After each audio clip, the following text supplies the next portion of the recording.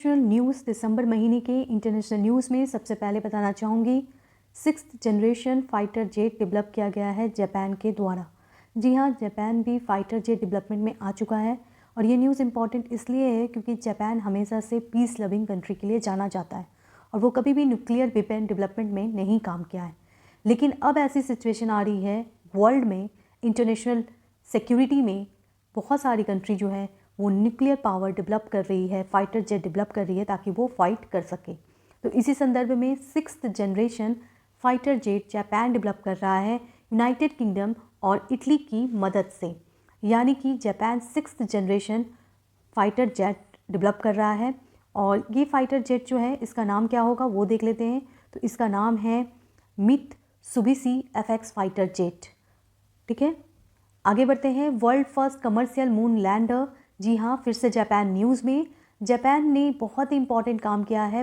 Japan की एक startup company ने स्पेस क्राफ्ट को मून में कमर्शियल पर्पस के लिए भेजने की घोषणा की है, यानी पूरे वर्ल्ड में पहली बार अगर कमर्शियल पर्पस के लिए मून पे जाना है तो जो स्पेस क्राफ्ट भेजा जा रहा है वो जापान के द्वारा है। ठीक है, तो जापान ने पहला कमर्शियल पर्पस के लिए स्पेस क्राफ्ट भेजा है। कहाँ से? फ्लोरिडा, जो कि अमेरिका में है, वहाँ से भेजा है। और ये जो मिशन है उसमें हेल्प किया है स्पेस एक्स के फैल्कन 9 रॉकेट ने। तो ध्यान रखें, क्वेश्चन आ सकता है कि वर्ल्ड का पहला कमर्शियल मून लैंडर किसके द्वारा बनाया गया है? तो ये है जापान की कंपनी iSpace, एक प्राइवेटली फंडेड ऑर्गेनाइजेशन है जो कि टोक्यो बेस्ड है और उसने लॉन्च किया है ये commercial moon lander. Clash between India and China. जी हाँ, दिसंबर महीने में ज़्यादातर देखा जाता है इंडिया और चाइना के बीच में क्लैश, और फिर ये क्लैश देखा गया है तवांग सेक्टर जो कि अरुणाचल प्रदेश में आता है। लाइन ऑफ एक्चुअल कंट्रोल, ये वर्ड आप बार बार सुनेंगे जब इंडिया और चाइना के रिलेशन की बात आती है, क्योंकि लाइन ऑफ एक्चुअल कंट्रोल जो है ये कॉन्सेप्ट दिया गया है चाइना के द्वारा, जिसके अंतर्गत पूरा अरुणाचल प्रदेश आ जाता है चाइना के अंडर। और बार बार चाइना ब्लेम करता है कि अरुणाचल प्रदेश उनका पार्ट है और इंडिया ब्लेम करता है कि अरुणाचल प्रदेश उनका पार्ट है। तो अरुणाचल प्रदेश जो है वो एक डिस्प्यूट एरिया है चाइना और इंडिया के बीच में। अरुणाचल प्रदेश की बात करें तो कुछ डिस्प्यूट रीजन देख लेते हैं जो इंडिया और चाइना के बीच में हमेशा ही रहता है। तो एक इम्पॉर्टेंट डिस्प्यूट एरिया है लोंगजू, उसके अलावा असफीला और दिबांग वैली, और फिर आपका तवांग सेक्टर। अगर हम इंडिया और चाइना के डिस्प्यूट की बात करते हैं तो अभी हाल में कुछ डिस्प्यूट हुए हैं जिनको रिवाइज कर लेते हैं। तो आपको याद होगा गलवान वैली डिस्प्यूट, ये काफ़ी न्यूज़ में था। गलवान वैली जो है वो लद्दाख का पार्ट है और इंडिया और चाइना के बीच में गलवान वैली के लिए डिस्प्यूट चल रहा था, और ये डिस्प्यूट कब हुआ था? 2020 में। ठीक है, तो ये कुछ इंपॉर्टेंट डिस्प्यूट है। उसके अलावा अगर आपको याद होगा गलवान वैली के अलावा भी ढोकलाम रीजन भी काफ़ी डिस्प्यूट में था, जो कि भूटान के पास था और इंडिया भूटान को सपोर्ट कर रही थी और भूटान चाइना से लड़ रहा था। तो कुछ रीज़न है जो कि बहुत इंपॉर्टेंट है याद रखने के लिए इंडिया और चाइना के रिलेशनशिप में, जिसमें एक रीजन है तवांग सेक्टर जो कि अरुणाचल प्रदेश का है। Top supplier of oil to India, India का टॉप सप्लायर बन गया है रशिया। जी हाँ, रशिया काफ़ी न्यूज़ में रहा और पूरे साल रहा क्योंकि रशिया ने यूक्रेन पे अटैक किया था और इसी संदर्भ में वेस्टर्न कंट्रीज़ ने रशिया पे बैन कर दिया था। लेकिन इंडिया रशिया से तेल ले रहा था और पूरे महीने दिसंबर और नवंबर महीने की जब डेटा मिलती है तो पाया जाता है कि पूरे नवंबर महीने में इंडिया जो है वो सबसे ज़्यादा ऑयल जो है वो इंपोर्ट किया है रशिया से। और इवन जो इराक कंट्री था जो कि सबसे ज़्यादा सप्लाई करता था ऑयल, उसको भी रिप्लेस कर दिया है रशिया ने। तो रशिया का लोकेशन बहुत इंपॉर्टेंट है, तो देख लेते हैं इंडिया के संदर्भ में। तो देखिए रशिया यहाँ पे है और इंडिया यहाँ पर है। आगे बढ़ते हैं।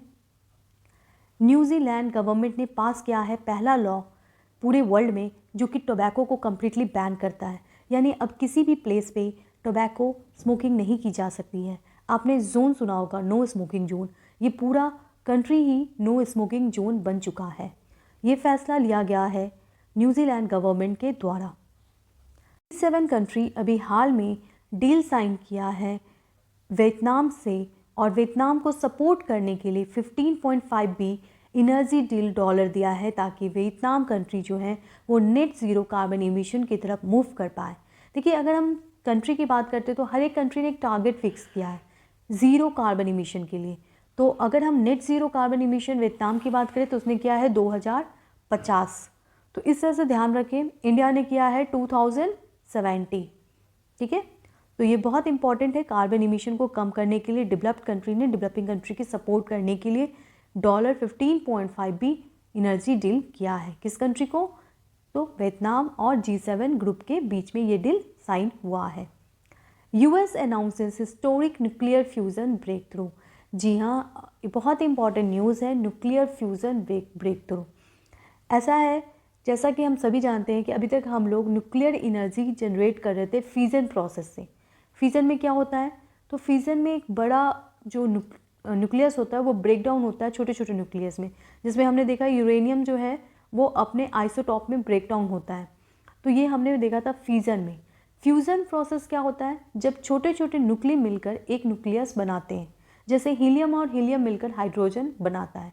तो ये बहुत ही बड़ा रेवोल्यूशन होगा अगर हम एनर्जी जनरेट करेंगे फ्यूज़न एनर्जी से। अभी तक क्यों नहीं हम इस पे काम कर पाए थे? क्योंकि जो एनर्जी जनरेट होती है वो बहुत हाई अमाउंट में एनर्जी जनरेट होती है, जिसको कंट्रोल करना पॉसिबल नहीं था। और इसी संदर्भ में एक रिसर्च चल रही थी, इस पर पूरी कंप्लीट रिसर्च चल रही थी और अमेरिका ने डिक्लेयर कर दिया है कि अब वो फ्यूज़न एनर्जी पे काम करेगा। तो ये न्यूज़ इसलिए बहुत इंपॉर्टेंट है। तो ध्यान रखें, ये एक मेगा प्रोजेक्ट था जिसमें इंडिया भी पार्ट था। जी हाँ, इंडिया ने इसे 2005 में ज्वाइन किया था इस मेगा प्रोजेक्ट को। और ये मेगा प्रोजेक्ट का पर्पस यही है कि फ्यूज़न एनर्जी से रिलीज़ करना है एनर्जी। और यूएसए ने अनाउंस कर दिया है कि वो अब इस पे काम पूरी तरह से करने वाला है। ये जो प्रोजेक्ट है इसका नाम आप याद रखें, ITER, इंटरनेशनल। ITER क्या है? International energy research and engineering mega project. International nuclear fusion research and energy mega project है ये। ठीक है, और इसका पर्पस यही है फ्यूज़न एनर्जी से एनर्जी को जनरेट करना। आगे बढ़ते हैं। टोक्यो ने ये कंपलसरी कर दिया है कि अब वहाँ पे जो भी घर बनेगा 2025 तक, वो सारे घर जो हैं 25 के बाद जो भी घर बनेंगे उसमें सोलर पैनल कंपलसरी है। जी हाँ, 2025 के बाद वहाँ पे हर घर में एक, मतलब हर घर के जो रूफ होंगे वो उसमें सोलर पैनल होंगे।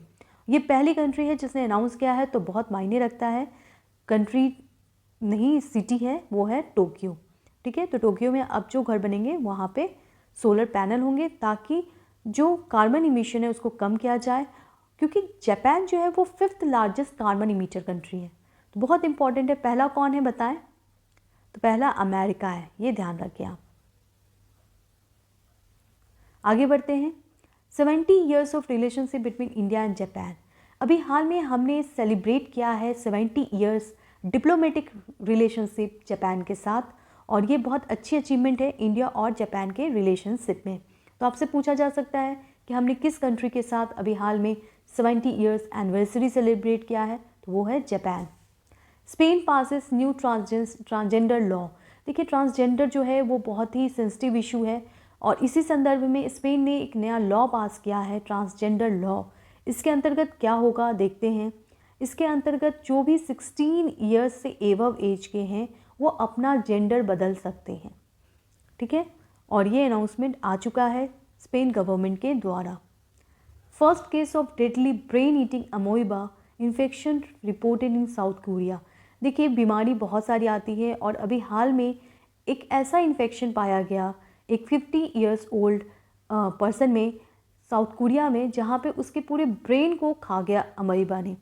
तो अमोइबा जो एक माइक्रोब है वो बहुत ही डेंजरस है, क्योंकि वो पूरे ब्रेन को ईट कर रहा है। और ये अमोइबा कहाँ है? तो ये पाया गया है फ्रेश वाटर में। ठीक है, तो वहाँ की गवर्नमेंट ने फ्रेश वाटर के में जाने से पहले कुछ नॉर्म्स रखे। अगर आप स्विमिंग के लिए जा रहे हो तो आपको इनको फॉलो करना होगा। तो ये पहला केस देखा गया है साउथ कोरिया में, नहीं पूरे वर्ल्ड में, जहाँ पे किसी इंसान की डेथ हो गई है ब्रेन ईटिंग अमोइबा के कारण। आगे बढ़ते हैं। रैंक एंड रिपोर्ट्स देखते हैं दिसंबर महीने का। ग्लोबल फूड सिक्योरिटी इंडेक्स 2022 आ चुका है, और इस रैंकिंग को कौन रिलीज़ किया है? तो ये रिलीज़ किया गया है ब्रिटिश वीकली द इकोनॉमिस्ट। तो द इकोनॉमिस्ट जो कि वीकली मैगजीन है, वहाँ पे एक रैंकिंग आई है जिसका नाम है ग्लोबल फूड सिक्योरिटी इंडेक्स। इस रैंकिंग में टॉप कौन सी कंट्री है? तो देखिए अगर हम टॉप की बात करते हैं तो वो है फिनलैंड। फिनलैंड का स्कोर है 83.7। और अगर हम दूसरे कंट्रीज़ की बात करते हैं तो फिर आता है आयरलैंड, नॉर्वे। तो ठीक है, ग्लोबल फूड सिक्योरिटी इंडेक्स में बहुत ही अच्छी अचीवमेंट है। और फिनलैंड तो एक ऐसी कंट्री है जहाँ पे हैप्पीनेस इंडेक्स में भी बहुत ही अच्छी रैंकिंग आती है। ठीक है, तो हमने देखा फूड भी मिल रही है, हैप्पीनेस भी मिल रही है। आगे बढ़ते हैं। बहुत ही important social progress index release किया गया स्टेट और डिस्ट्रिक्ट से related prime minister economic advisory council के द्वारा। ये इंडेक्स इम्पॉर्टेंट है क्योंकि ये बताता है कि कौन से स्टेट में कितना सोशल प्रोग्रेस हुआ है। इस इंडेक्स में कुछ इम्पॉर्टेंट कंपोनेंट हैं जिससे नापा गया है, जैसे basic human needs, foundation of wellbeing and opportunity. ठीक है, इसके बेसिस पे पूरा इंडेक्स रिलीज़ किया गया है। तो ये इंडेक्स इम्पॉर्टेंट है। इस इंडेक्स में कौन सा स्टेट सबसे अच्छा परफॉर्मर है वो देख लेते हैं। तो इसमें पौंडीचेरी जो कि यूटी है, यूनियन टेरिटरी, उसको बेस्ट बताया गया है। ठीक है, उसके अलावा आप देख लो। उसके बाद अगर हम वर्स्ट की बात करें तो इसमें झारखंड और बिहार का नाम आता है, और बिहार का स्कोर केवल 44.47 है। तो ये ध्यान रखें। आगे बढ़ते हैं। एक यूनिवर्सिटी जिसको अभी हाल में ए ग्रेड मिला है नैक के द्वारा, और दुख की बात है कि सिर्फ एक यूनिवर्सिटी है पूरे इंडिया में जिसको ए ग्रेड में रखा गया है, और वो है गुरु नानक देव यूनिवर्सिटी अमृतसर में, जिसको ये ग्रेड मिला है। नैक क्या होता है? अगर आप कॉलेज में पढ़ते हैं तो आपके कॉलेज में जो भी आपको डायरी मिलता है या कुछ भी मिलता है तो आप देखते होंगे कि वो नैक के द्वारा सर्टिफाइड होता है। आपका कॉलेज की रैंकिंग दी जाती है कि आप ए ग्रेड कॉलेज में हो या बी ग्रेड कॉलेज में हो। तो ये जो रैंकिंग होती है वो यूजीसी के द्वारा ही दी जाती है। यूजीसी की एक बॉडी है जिसका नाम है national assessment and accreditation council, वो रैंकिंग देती है। और इसमें एक इंस्टीट्यूट है, एक यूनिवर्सिटी है जो कि ए ग्रेड पाया है, वो है Guru Nanak Dev university Amritsar. Punjab rank 2 in average monthly income. देखिए इंडिया एक रूरल इंडिया जो है, या इंडिया जो है एक एग्रीकल्चरल बेस्ड कंट्री है, लेकिन फिर भी यहाँ के लोग जो भी फार्मर होते हैं उनकी आमदनी बहुत कम होती है। ऐसे में पंजाब जो है वो बहुत अच्छा परफॉर्म किया है, और पंजाब में एग्रीकल्चरल हाउस होल्ड में एवरेज मंथली इनकम जो नापा जाता है उसमें सेकंड रैंकिंग है, बेस्ट परफॉर्मर है।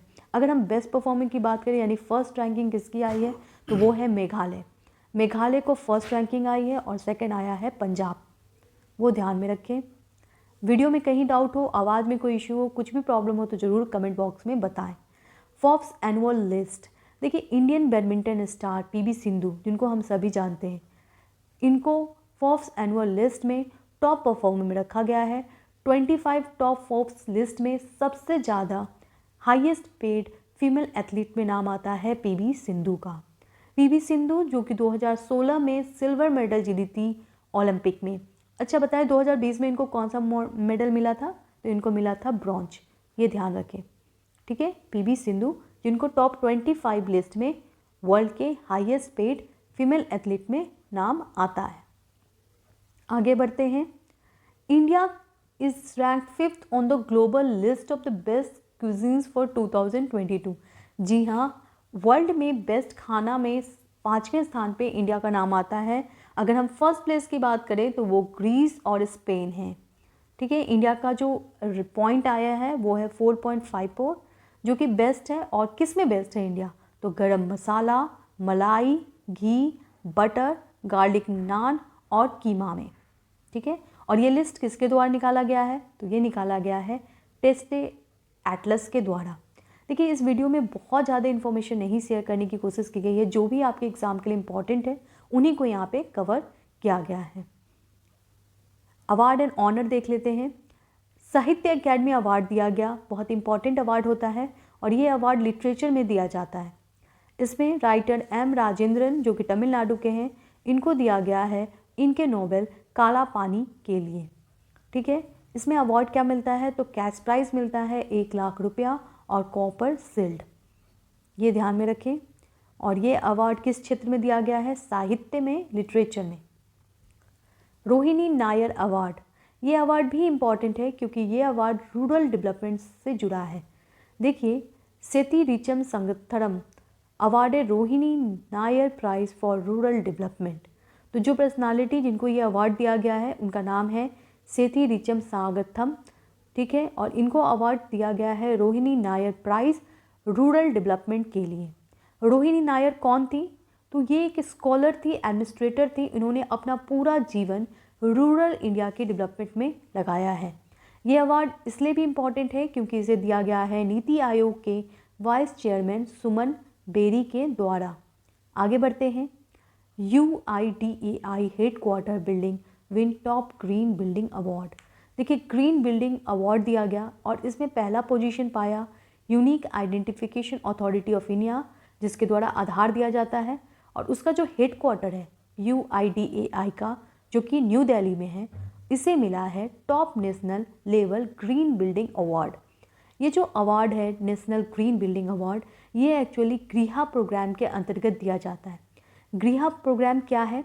Green rating for integrated habitat assessment. ये एक नेशनल लेवल असेसमेंट प्रोग्राम है जो कि ग्रीन बिल्डिंग में दिया जाता है और ये टॉप पोजीशन पे है UIDAI headquarter New Delhi. Thanks to watch the video till last. Video में कहीं भी डाउट हो तो ज़रूर पूछें। वीडियो अच्छा लगे तो लाइक करें, शेयर करें और जल्द से जल्द स्टडी विद रश्मि चैनल से जुड़ जाएं। Thank you.